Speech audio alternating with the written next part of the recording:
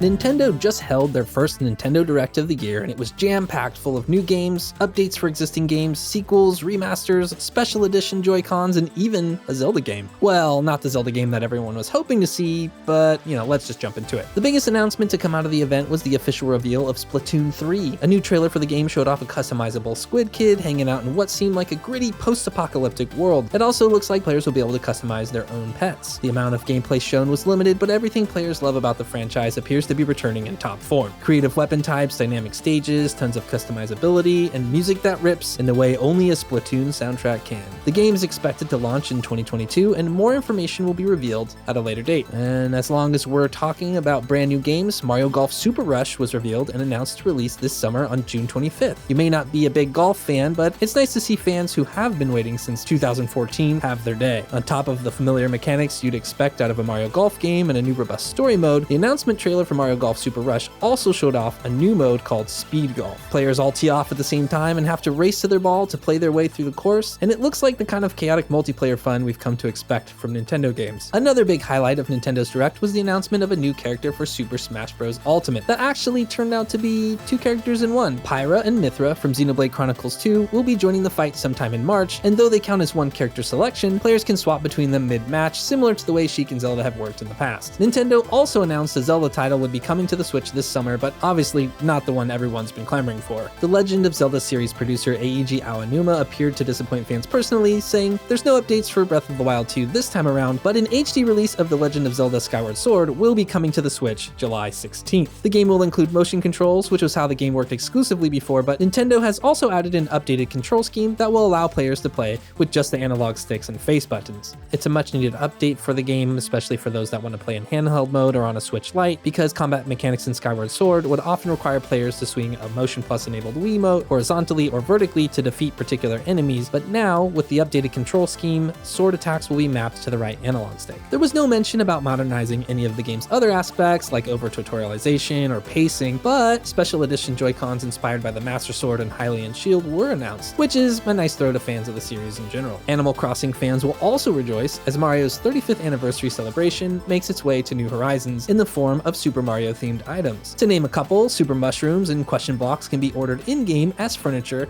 to be placed around your island however you like. There will also be 2 warp pipes that you can move and use to travel to different locations on your island. The free update for New Horizons will be available February 25th, but the Mario-themed items won't appear in the Nook Shop until March 1st. An expansion pass for Hyrule Warriors Age of Calamity was also announced, priced at $20, and it's going to include 2 waves of updates. The first wave will be available in June and will include new characters, new weapon types, new challenges in the lab, and new enemies. The second update, which will be available in November, will add even more characters, new stages, and new skills for existing characters. Capcom showed off a new Monster Hunter Rise trailer during the Direct, giving fans more insight to the narrative of the game, a visual tour of rampaging monsters to hunt, and a release date of March 26. There will also be a special edition Switch available the same day and date, which includes a digital code for Monster Hunter Rise plus Deluxe Kit DLC. If you don't need another Switch, you can always opt for the Monster Hunter Rise Pro Controller instead. There were also some unique surprises during the Direct as well, like a new game about being an assassin in heaven called Neon White that's being made by Donut County's Ben Esposito, and it's slated to come out this year. Square Enix and the development team behind Octopath Traveler also announced a new game, tentatively titled Project Triangle Strategy. There's a demo out for you to try today, but the full game won't be available until sometime in 2022. The creators of the Danganronpa and Zero Escape series announced that their new project, World's End Club, will release on May 28th. The game seeks to combine the narrative expertise Spike Chunsoft is known for, as well as side-scrolling action. Lastly, No More Heroes 3 is slated to come out August 27th, and the final trailer for Bravely Default 2